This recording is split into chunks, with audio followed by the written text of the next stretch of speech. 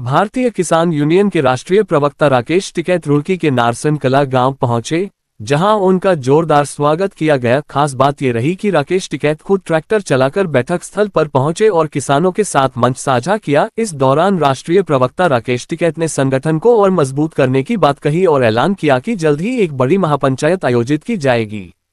राकेश टिकैत ने कहा कि टोल प्लाजा पर हुआ आंदोलन किसानों के दर्द को सामने लाया था और अब उस जंग को दोबारा जीतने की तैयारी की जाएगी। राष्ट्रीय प्रवक्ता राकेश टिकैत ने युवाओं के मुद्दों पर भी सरकार को घेरा। उन्होंने पेपर लीक प्रकरण पर साफ कहा कि अगर प्रश्न पत्र लीक होता है तो परीक्षा कैंसिल कर दोबारा कराई जाए, ताकि बेरोजगार युवाओं का भविष्य खराब न हो। साथ ही नकल कानून को सख्ती से लागू करने की मांग की है, जिससे माफियाओं की हिम्मत न बढ़ पाए। किस तरह का कार्यक्रम था, किस तरह की देखो कार्यक्रम है, ये किसान संगठन की पंचायत थी और ये क्षेत्र वाइज पंचायत जिले वाइज पूरे देश भर में चली हुई है, तो उसी के तहत आज यहाँ की थी। कल की शामली जिले में है, परसों की हापुड़ में है, 27 तारीख की, 28 तारीख में मेरठ की है। तो हर रोज मीटिंगें चलती रहती है।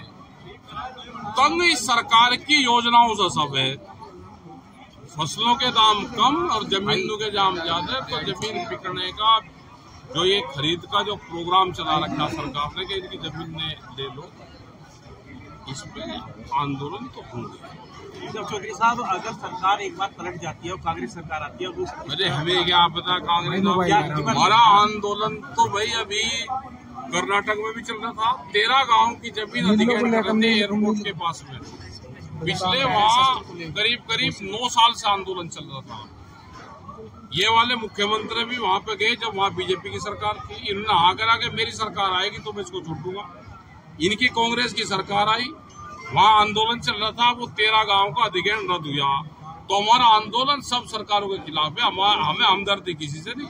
गन्ने को लेकर क्या कहेंगे? गन्ने का आंदोलन इनको चलाना पड़ेगा। अगर भाव चाहिए तो कोर्ट से नहीं होगा, आंदोलन से होगा।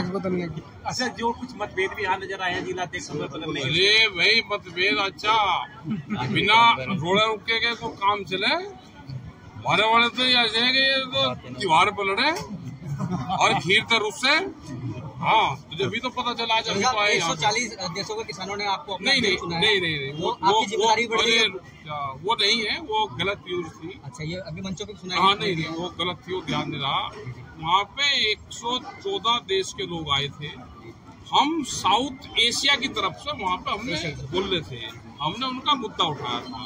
वो चाहे बांग्लादेश हो, भूटान हो, अपना नेपाल हो, पाकिस्तान हो, हिंदुस्तान हो, जो साउथ एशिया में जो कंट्री आती है उनकी बात रखी थी। सबकी है कि बहुत जगह कंट्री में मक्का पैदा हो, नारियल पैदा होता है, पाम ऑयल पैदा होता है।